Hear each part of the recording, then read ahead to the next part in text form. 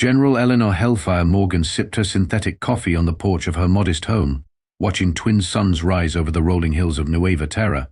Retirement suited her about as well as formal diplomatic functions, which is to say, not at all.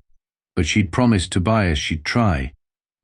"Mom, have you seen my xenobiology notes?" Tobias burst through the door, his lanky 17-year-old frame practically vibrating with excitement. "My application for the Vraxian exchange program is due today." Eleanor's grip tightened on her mug, faced the Vraxians. 8 years of peace hadn't softened her opinion of the four-armed, blue-skinned imperialists who'd spent decades trying to push humanity back to their home system. Before the armistice, she'd earned the nickname the Reaper of Rigel after decimating their fleet in the Battle of the Seven Nebulae.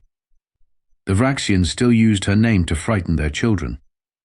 "They're on the kitchen counter, where you left them," she forced a smile. "Are you sure about this program? The University of Nueva Terra has an excellent xenobiology department." Tobias rolled his eyes. "Mom, you can't study Vraxian biology on a human colony. Besides, Ambassador Krelox personally approved my application." "Did he now?" Eleanor kept her tone neutral. Krelox, that pompous, four-armed politician, had surrendered to her at Rigel. He'd recognized the name Morgan instantly. "He doesn't know who my mum is, if that's what you're worried about." Tobias grabbed his notes and kissed her cheek. "I applied under Dad's last name. I'm going for the science, not because my mum once made their admiral eat his own ceremonial tentacle guards." "That's not exactly how it happened," Eleanor protested weakly. "The point is, this is a chance for real peace, Mum. Not just treaties, but understanding." His eyes, so like his father's, shone with idealism that made her heart ache. She nodded, remembering why she'd agreed to retirement in the first place: for Tobias. For his future in a galaxy not torn apart by war. "Just promise you'll call. And if anything feels wrong." I know. Execute emergency protocol Zeta and trust no one but humans." He mimicked her serious tone perfectly. "Mom, they're scientists, not soldiers. What's the worst that could happen?" Eleanor Morgan smiled tightly. 27 years of military experience screaming warning she chose, for her son's sake, to ignore. For the first 2 months, Tobias's communications were consistent and enthusiastic. "The Vraxian cardiovascular system is incredible, Mom. 4 hearts working in sequence, they can literally redirect blood flow if one gets damaged. No wonder they can fight so long without getting tired." Eleanor would send back messages about the garden, neighborhood gossip, anything to seem like a normal retired person rather than someone who was analyzing every frame of video for signs of threat. "Professor Galtech is letting me assist with his research on cross-species viral transmission. He says I have surprisingly competent hands for a 2-limbed species. I think that's a compliment." Then 3 days of silence. Eleanor told herself communications delays happened. Space weather, technical glitches, and nothing to worry about. 7 days. Still nothing. On day 10, she contacted the Colonial Administration. "I'm sorry, Ma Ann, but student exchange communications go through Vraxian channels. We can file inquiry, but it could take weeks to. This is General Eleanor Morgan, authorization code Theta 7 Reaper 9. Get me Admiral Hendricks. Now." Hendricks hadn't changed, still the same weathered face, still the same weary look when he saw her. "Eleanor, I was hoping retirement would stick this time. My son hasn't communicated in 10 days. He's at the Vraxian Sciences Academy outpost on Krell IV." Hendricks' expression shifted.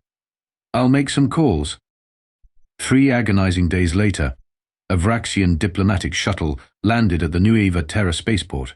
Ambassador Krelox himself requested Eleanor's presence. General Morgan. 4 arms opened in the Vraxian gesture of respectful greeting. "It has been many cycles. Where is my son?" Krelox's secondary arms twitched to tell she remembered from interrogations. "Bad news coming. There has been an incident at the outpost, a containment failure in one of the laboratories. We regret to inform you that all researchers and students in Section 12 were exposed to a particularly aggressive pathogen." The world tilted sideways. Exposed, you mean? They did not suffer, I assure you. Death was near instantaneous when the containment field collapsed. His primary right hand extended a small data chip.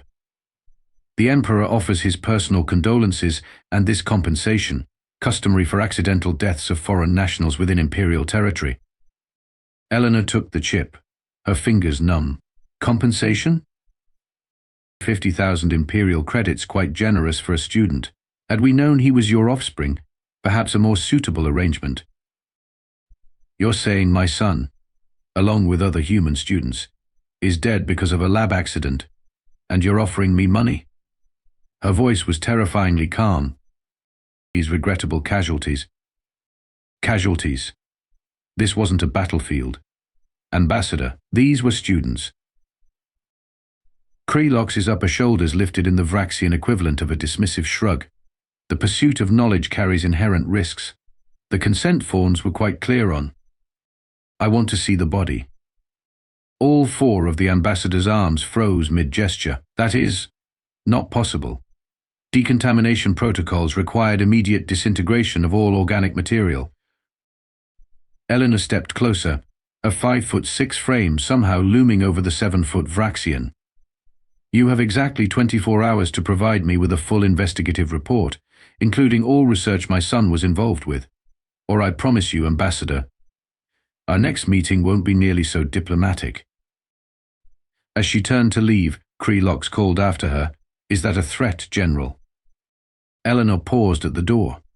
No, Ambassador, when I make threats, civilizations fall. The two human guards flanking the ambassador visibly shuddered. Eleanor Morgan wasn't in the Colonial Administration building when Krelox's aide delivered a heavily redacted one-page investigation summary the next day. She was already off-planet, aboard a rusty cargo freighter bound for the outer colonies. You look like hell. Hellfire, said Commander Jack Whiskey Wilson as she stepped into the ship's cramped cargo hold. His weathered face split into a grin that didn't reach his eyes. Retirement must not agree with you. Doesn't agree with you either. Judging by that Eagle weapons cache, Eleanor nodded toward the suspicious crates behind him.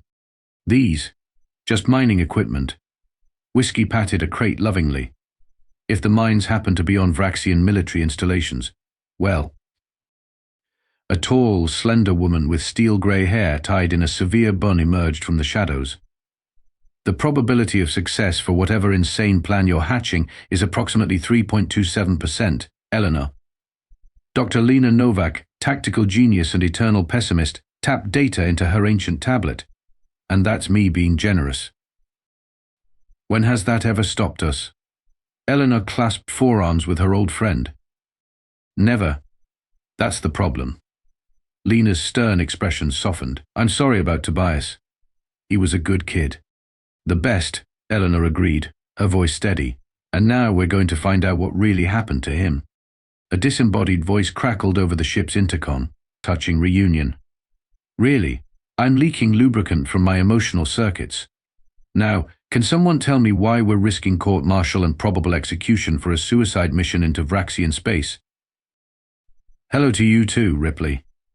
Eleanor addressed the ship's AI, still as charming as ever. I was decommissioned for excessive personality, General.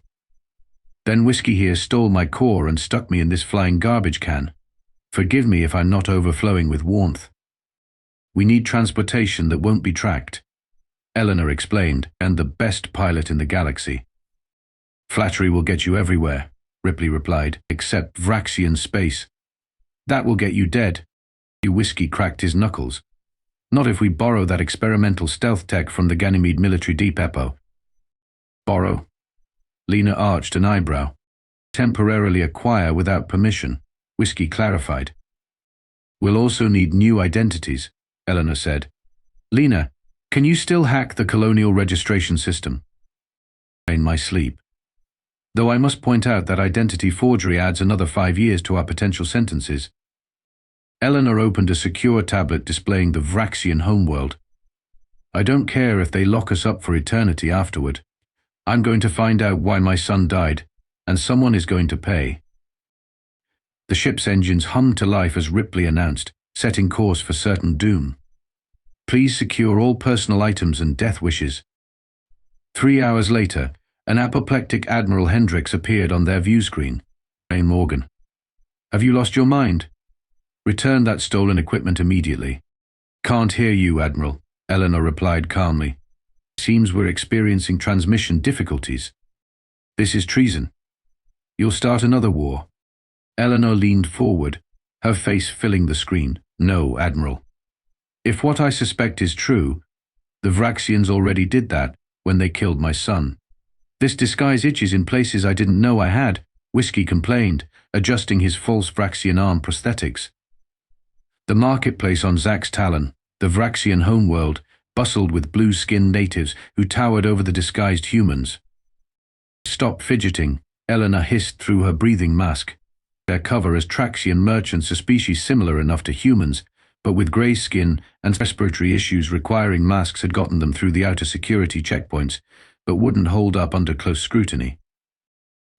According to these security protocols I've hacked, Lena murmured, examining her datapad. The Science Ministry's Xenobiology Division is 3 levels below the main government complex, which is the most heavily guarded building on the planet, Ripley's voice added through their earpieces. I'm still parked in a maintenance bay, where any half-decent security scan will identify me as decidedly not a Vraxian waste disposal unit. Then we'll have to make sure no one scans you, Eleanor replied. Whiskey, create a distraction near the south entrance in 15 minutes. What kind of distraction are we talking about? Mild confusion or full-scale panic? Something memorable, but non-lethal. Whiskey grinned. My specialty. 15 minutes later, as Eleanor and Lena approached the service entrance to the government complex, a series of spectacular explosions lit up the marketplace. And multicolored smoke billowed into the sky, forming what appeared to be giant dancing Vraxian reproduction organs. Lena sighed. I said memorable, not obscene. It worked, didn't it? Eleanor nodded toward the guards abandoning their posts to investigate. They slipped inside, using access codes Lena had extracted from the data systems. 3 levels down, the sterile corridors of the Xenobiology Division were eerily quiet. Something's not right, Eleanor whispered. A top research facility should be buzzing with activity. Most of the labs are locked down, Lena noted, checking a terminal. Wait, there's one active project. Section 12, Laboratory 7. Eleanor's heart seized. Section 12. That's where Tobias was supposedly killed. They made their way through the maze of corridors until they reached Laboratory 7. Through the observation window, they could see a lone Vraxian scientist working with what appeared to be tissue samples. That's Professor Galtek, Eleanor breathed. Tobias mentioned him in his messages. Lena hacked the door, and they stepped inside, weapons drawn. Galtek spun around, all 4 arms raised in alarm. Who? You're not authorized. Remember me, Professor? Eleanor removed her breathing mask. In Tobias Morgan's mother. The Vraxian's compound eyes widened in recognition, then fear. General Morgan. This is not what it appears. It appears you're very much alive, working in a lab where my son supposedly died in a containment breach, Eleanor said, her voice dangerously soft. So please, tell me what it actually is. I cannot. The High Command would. Whiskey chose that moment to join them, ditching his disguise entirely. High Command ain't here, buddy. We are, and we're not known for our patience. Under their persuasion, Galtek revealed the truth. Tobias had discovered something while assisting with cross-species viral research of Vraxian military project, developing bioweapons specifically targeting human DNA. He was brilliant, Galtek admitted. He noticed anomalies in the research data that even our scientists missed. When he realized what the project truly was, he threatened to expose you, Eleanor finished. The High Command couldn't allow that information to reach human authorities. They contained the situation. By murdering students, Whiskey growled. Your son was the only target, Galtek said. The others were collateral damage to make it look like an accident. Eleanor felt cold fury crystallize in her chest. Where's his research? In Deleted. All of it. Lena, who had been quietly downloading files from the lab terminal, looked up. Not all of it. I found fragments of his work embedded in the system backups. An alarm suddenly blared through the facility. Clean cell. Amateur. On the security screens, they watched armed Vraxian soldiers pouring into the building. We've been compromised, Whiskey announced unnecessarily. Galtech trembled. You must surrender. High Commander Grax Tool himself is leading the security force. No one escapes Grax Tool. Eleanor's smile would have frozen blood. He's never met the Reaper of Rigel. Enki. Imabredding. In Wade. High Commander Grax Tool had Eleanor strapped to an interrogation chair within the hour. He circled her like a predator, all four arms clasped behind his back in a show of smug superiority. A human spy team, caught infiltrating our most secure facility, he mused. How fortunate that I can interrogate you personally before your public execution. Eleanor smiled pleasantly. The chair's a bit uncomfortable. Mind loosening these restraints? Humor. How typically human. Grax Tool leaned close. Your companions are being questioned separately. The old female has already revealed your mission. Has she now? Eleanor knew Lena would sooner bite off her own tongue than reveal anything. You came for information about the student who died. A relative of yours, I understand? My son. Ah. Grax Tool nodded with false sympathy, a maternal instinct. Understandable but futile. The incident was thoroughly investigated. The murder, you mean? The High Commander stiffened.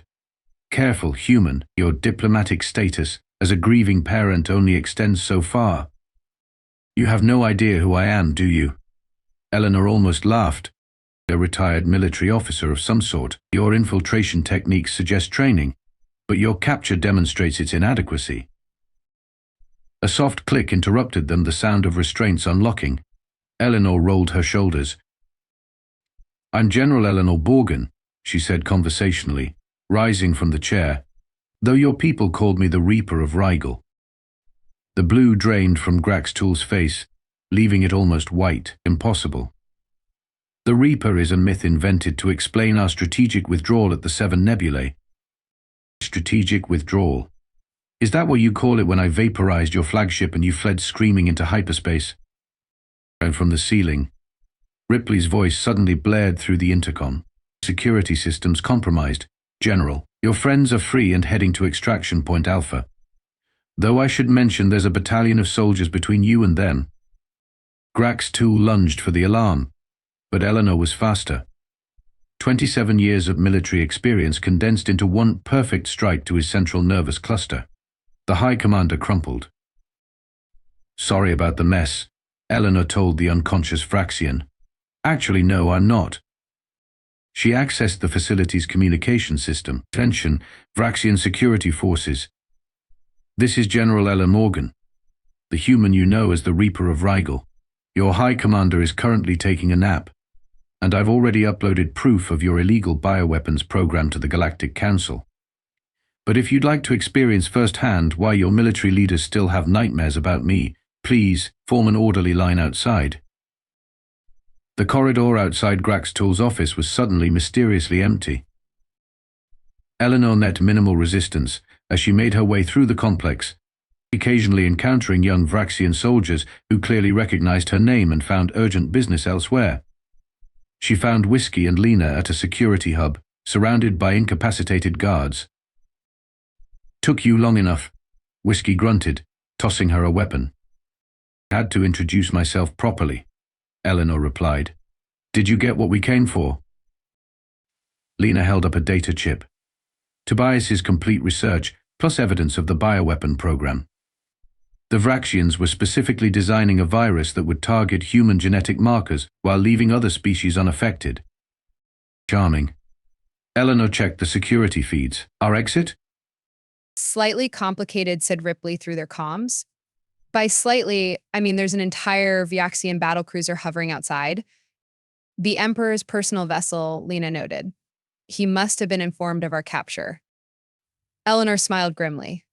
Perfect. I'd like a word with him anyway. The Vraxian emperor was not accustomed to ultimatums, especially not from single humans standing in his throne room, surrounded by elite guards. But then Eleanor Morgan was not an ordinary human. Let me understand, Emperor Zax Vadar rumbled, his ceremonial head frills quivering with indignation. You infiltrated our homeworld, assaulted our high commander, compromised our security systems, and now you demand we not only admit to developing illegal bioweapons, but also sign a new treaty prohibiting them? That's right, Eleanor confirmed, standing casually despite the dozen energy weapons pointed at her. Somewhere in the orbital lanes above, Whiskey and Lena waited in their ship, Tobias's research data already transmitted to both human authorities and the Galactic Council. And if we refuse? Then the evidence my team discovered goes public, triggering automatic sanctions under the Rigel Accords. Your economy collapses within months. Eleanor shrugged. Or you could just shoot me and guarantee another war one your military knows it can't win. The Emperor's forearms twitched in agitation. You would risk galactic war for revenge? Not revenge, justice. Eleanor's voice softened. My son believed our species could learn from each other. He died because your military couldn't see beyond their next tactical advantage. A regrettable action taken without my knowledge, the Emperor insisted. Perhaps. But now, you know. The question is, what will you do about it? 3 tense days later, Eleanor stood beside the Emperor as he signed the Tobias Morgan Treaty, outlawing species-specific bioweapons and establishing new protections for exchange students. Human and Vraxian media captured the historic moment of victory for peace extracted at the edge of war. Back on Nueva Terra, Eleanor scattered Tobias's memorial atoms among the garden he'd loved. The sunset painted the sky in colors he would have analyzed by spectrum and wavelength, always curious, always seeking understanding. He would have been proud, Lena said, standing beside her. He changed the galaxy, Eleanor, at too high a price. Eleanor watched the light fade. No treaty brings him back. Her comm unit chimed a message from Ripley, who had decided to remain with Whiskey rather than return to military control. Suspicious activity detected near the Arcturian border, the AI reported. Several Vraxian military vessels observed meeting with known weapons smugglers, sending coordinates. Eleanor studied the data, feeling a familiar tension return to her shoulders. Some in the Vraxian military clearly hadn't learned their lesson. Some never would. She looked up at the emerging stars, where her son had gone seeking knowledge and found death instead. The galaxy was still dangerous, still in need of those willing to stand against the darkness. Retirement was getting boring anyway, she murmured, already planning her next move. After all, the Reaper's work was never truly done.